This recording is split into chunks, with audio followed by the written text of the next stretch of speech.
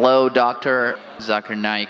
My name is Harris. I'm from Phoenix, Arizona in the United States. I'm an entrepreneur and a marketing manager. Two of my friends in America have converted watching YouTube videos of you. One of them a Christian, one of them an atheist. One of my friends presented me with how to deal with an atheist DVD of yours, which I did watch. But that didn't answer my question. And I've asked this question to a lot of people with no satisfactory answers, a lot of intelligent people. Of all the scholars that I've ever watched on YouTube, in my opinion, you are the most rational, logical, easy to understand kind of scholar that I've ever come across in my life.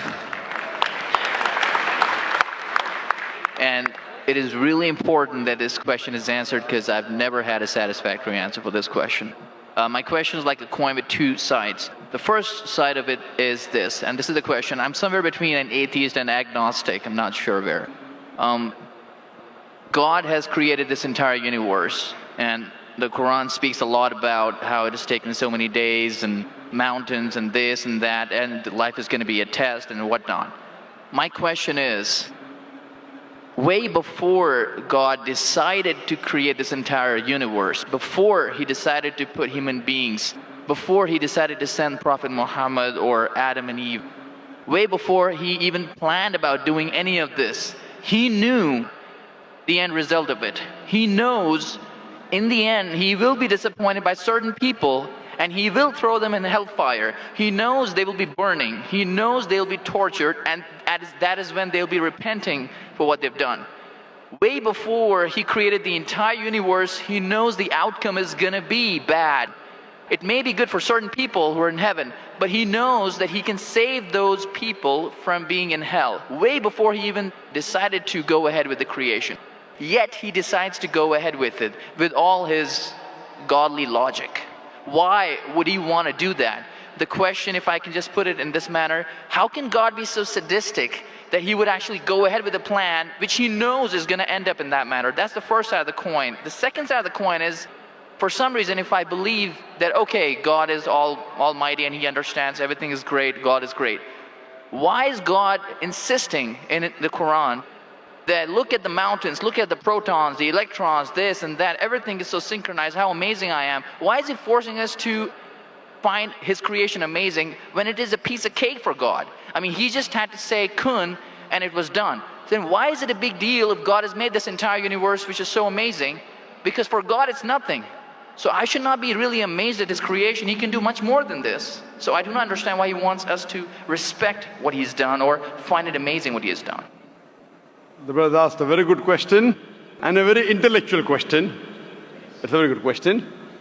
And he has seen some of my tapes on YouTube, even of atheism. And this question that is troubling him, he hasn't got the answer to. The brother asked the question that Almighty God knows everything before he created the heaven and the earth, before he created human being. Even if one person goes to he could avoid that. Hell, he could have avoided that. I mean, he could avoid being disappointed. Of course. I'll reply. The brother said, even if one person goes to hell, it is as though God would be disappointed. Now coming to your question, I started a school. And you may have heard Islamic International School. If a teacher takes an examination, if she is just, while she is giving the examination, she writes in the maths paper 2 plus 2 is equal to how much? The student in front of her or him, the teacher, writes 5. She can very well tell the student, change 5 to 4. Would it be just on the teacher during the test and examination to correct a student who's writing a wrong answer? Right, but if she has an option that the student doesn't need to do any of that and still No, I'm asking you a simple question. I'm asking you a simple question. The teacher has given the question paper. Right. All the students were informed about it. You're right. For that particular situation, For that particular situation, the teacher can tell, dear student, change 5 to 4. What will the other students think about? Unjust. But God can be just at the same time. He can create a completely different condition. He doesn't have to go ahead with that situation. He's not bound by any situation. Brother is saying Almighty God can create something which is perfect and will not make mistake, correct? That Right. God has already done. He created the angels. God Right. created the angels. The angel never go against any commandment of God. But human being is a better creation than angel. The angels have got no free will of their own. If you have heard my tapes, if you have not heard, I'll tell you now. The angels are a creation of Almighty God, but not the best creation. Almighty God created the human beings. The human beings have a free will to go against God or to follow God. If you have chosen to be a human being, if you disobey His commandments, you go to hell. If you obey His commandments, you are superior than the angel. Because the angel doesn't have a free will of his own, then he follows God. It's nothing great. The human beings are the better creation of Almighty God. Almighty God has given a free will. That's a different question that Almighty God knows. Because He has ilm ghaib, He has knowledge of the future. He is more superior. So He has created such a creation which has a free will. The fault is of human being, not God. No, but God has created us with that fault, and He knows He can Not avoid fault, that. not fault. It's not fault, brother. It is free will. Why is He giving us a free will when He knows He's going to eventually put these many people in hell? Why is He doing something? That is a different creation. Like, would you want to create something which can think on its own, or would Why you want would to? someone so compassionate can That, also brother, be that's what sadistic I at the tell you. same time? What you want, God has already created an angel. I'm asking you, which is better? An angel following Almighty God or a human being following Almighty God? Which is better? For me, absolutely, if I get a second chance, I would want to be an angel. Why would I risk going to Second hell? chance, correct. That's why Almighty God says in Surah Araf, chapter number 7, verse number 172, Almighty God brought all the human beings from the loin of Adam and asked them, is there one God? All agreed. Almighty God says in Surah Hashar, chapter 59, verse number 21, if Almighty God revealed the Quran on the mountain would shudder down. Almighty God says in Surah Ahzab, chapter 33, verse number 72, it is the human beings who were fools who said we want to be human beings. You and I were fools. Now you cannot backtrack. Once you said you want to appear for the test, once you read the test paper. Nobody asked me. That's They what- asked Adam and Eve. No, brother. Quran says every human being was asked. And then it is washed off. This memory is washed off. If the memory is there, where is the test? Almighty God says in the Quran, do you want to be a human being? If you become a human being, you can become superior to an angel or can get inferior. If you don't want to become a human being, just pass. Even for argument's Brother, sake, even in that please let me condition. complete. You ask the question. All right, go If ahead. you sorry. interject, how will I answer? Sure, go ahead. So Almighty God asked the human beings, and the Quran says, we human beings were fools, you and I both, were fools who opted for the test. Now once you undergo a test, if you follow the commandment after free will, you be superior to an angel. If you disobey Allah, you become inferior to an angel. We wanted to pass with distinction, you and I. You told, I don't remember. Of course you will not remember. And even I don't remember.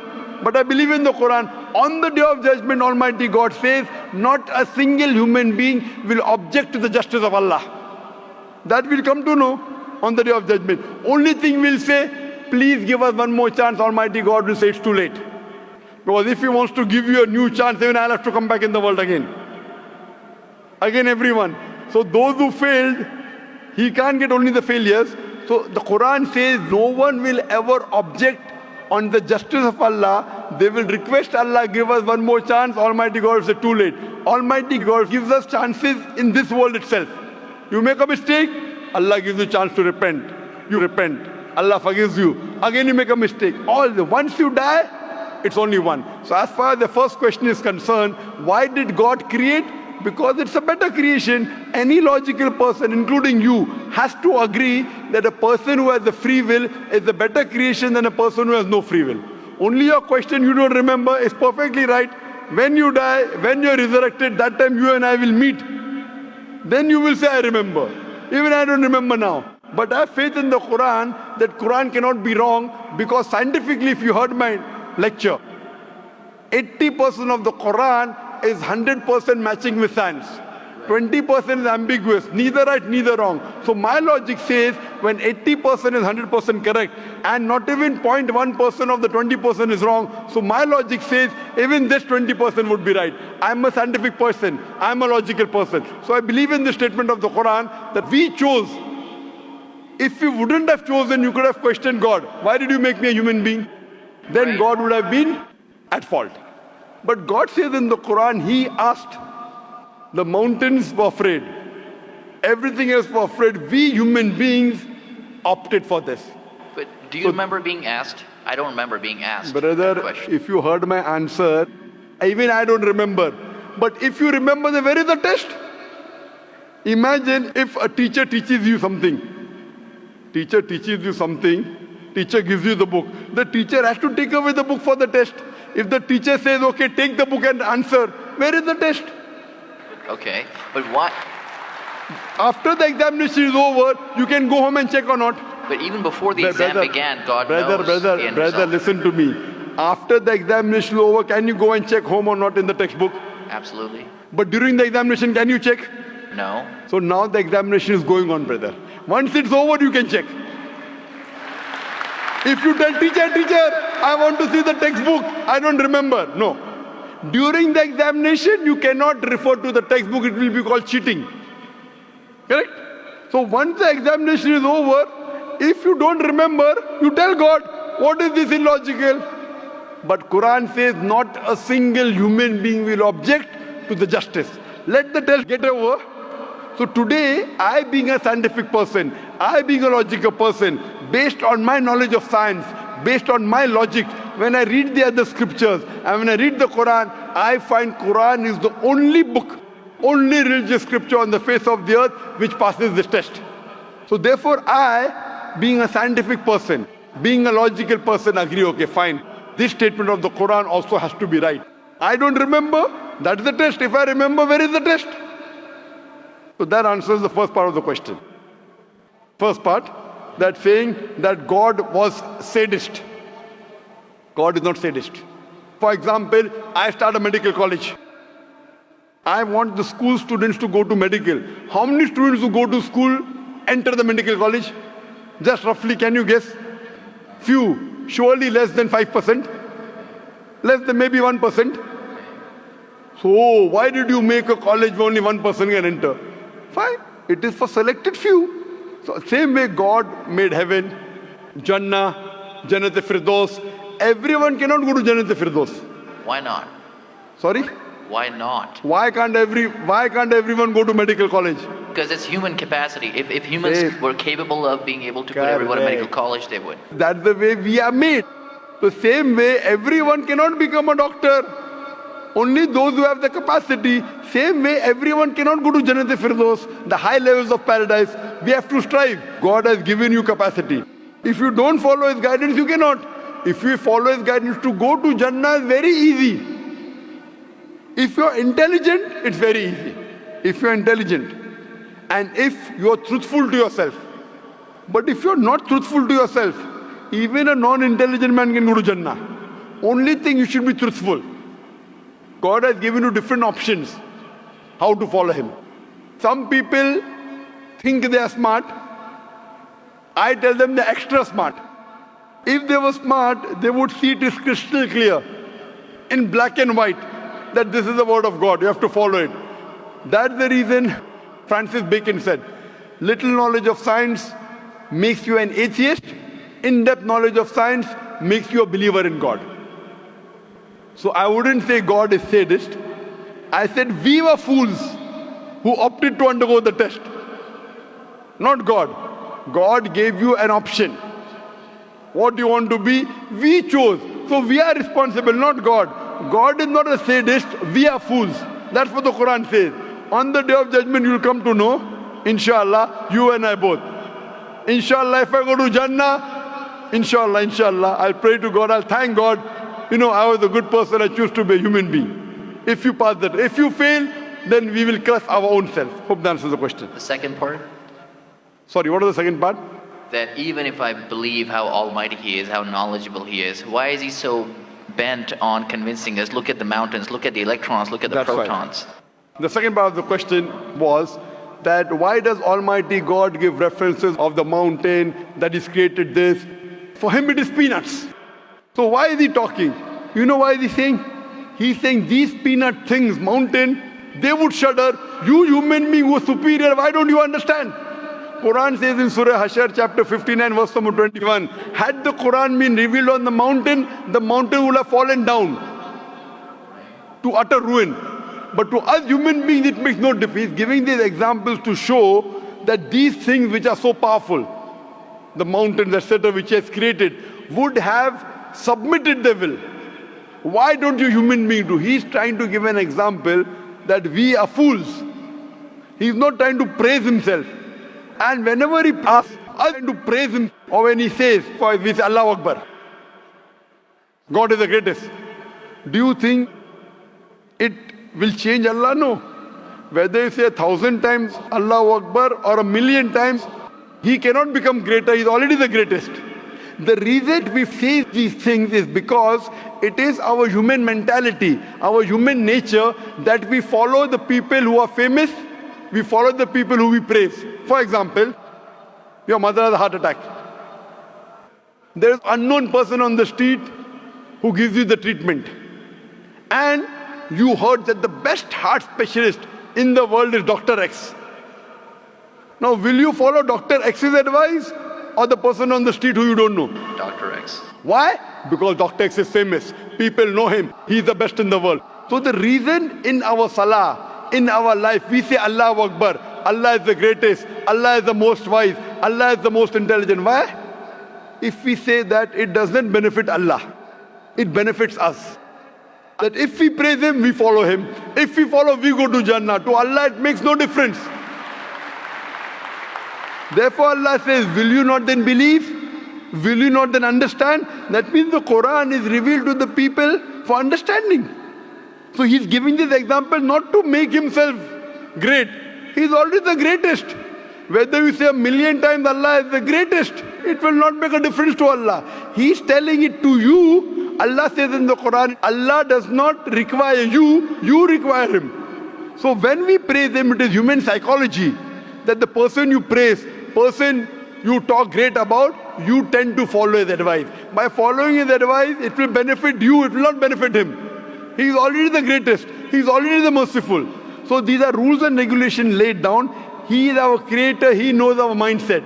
You are a student of science, correct? I am also a student of science. The moment I come to know, Allah mentioned these scientific facts which we came to know today, 50 years back, 100, it increases my faith in Allah. Allah says in Surah Fusilat chapter 41 verse 53, Sanurihim ayatina fil afaqi wa fi anfusihim hatta yatabayyana annahu al-haq. Soon we shall show them our signs in the furthest regions of the horizons and into their soul until it is clear to them that this is the truth. So Allah is giving these examples so that it benefits us.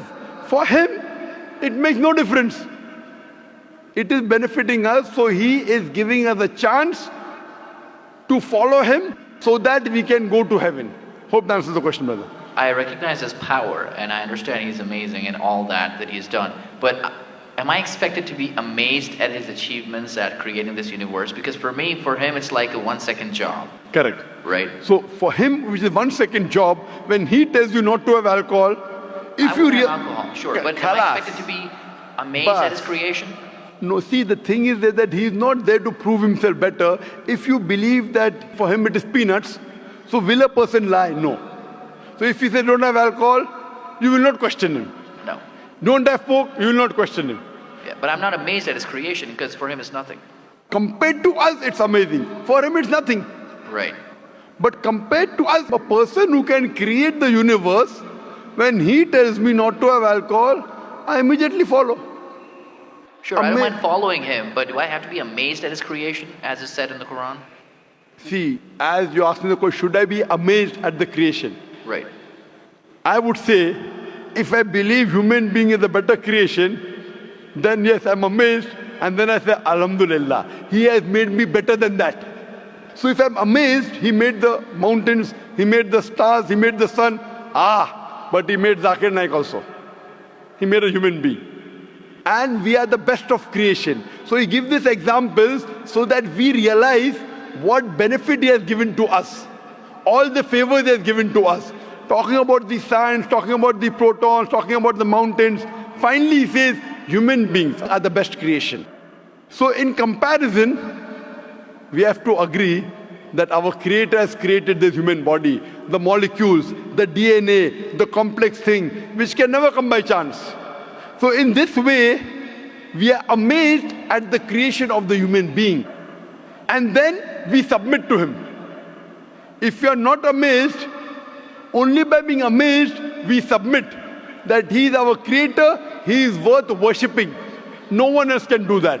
This is so that we worship him and we pass the test and we go to paradise.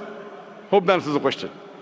If Bill Gates gives me $100, should I be amazed that he has given me that money? I believe that the question has been answered, and unfortunately we are very constricted for time. You are welcome to come back tomorrow, inshallah. As with all of the brothers and sisters, we have come to the end of tonight's session, so please a very big thank you. I'll just give this last. It said, if Bill Gates gives you $100, Should I be amazed? will you get amazed?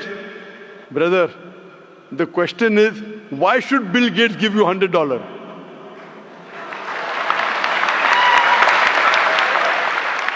If you tell me a Tom, Dick and Harry gives you $100, nothing to be amazed. Bill Gates gave me $100. It's something that he gave you. Why did he give you? Why not somebody else? Why? The question is, why did he give you is the question. Okay. If some Tom, Dick and Harry gives you, if a man on the street gave you $100, Bill Gates. Got it. You got it, The no? answer. Got it. I got that. So now you're convinced, huh? Yes, absolutely. That is the answer. So inshallah, I hope that we'll come closer to Islam. So I should not be amazed at the fact that he's given me the money. I should be amazed it's him who's giving the money. Alhamdulillah. Got it. So it was worth the time extending. Alhamdulillah.